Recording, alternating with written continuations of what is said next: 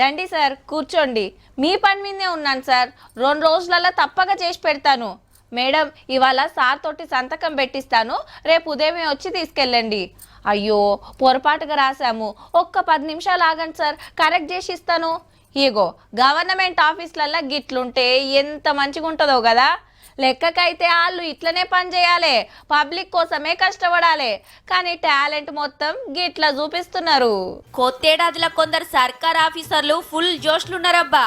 పనులు చేసుట్లా కాదు, లంచాలు గుమ్ముట్లా. నువ్వా నేనా చూసుకుందామన్నట్టే ఉన్నది. ఇక రాష్ట్రంలో నెల రోజులలోనే 20 మంది ఏసీబీకి దొరికిండ్రంటే చూడుండ్రిగా. ఇండ్లా 5గురు పోలీసులు ఉన్నారట.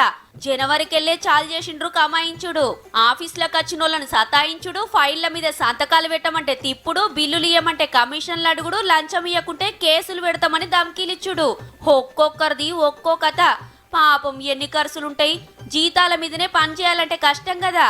గందుకే లంచాల దందాలు షురూ చేసినట్టున్నారు ఉత్తములు. హే, దొరికితే ఏమైతుంది, మా అంటే 4 రోజులు సస్పెండ్ అవుతాం, మళ్ళా డ్యూటీకి ఎక్కి కమాయించొచ్చు అనుకుంటున్నారేమో గాని మనోళ్ళ రువ్వడికి బిరేకులు వేయకుంటే అవినీతి ఆఫీసర్ల ర్యాంకుల రాష్ట్రానికి ఫస్ట్ ర్యాంకు తీసుకొస్తట్టే ఉన్నారు పో.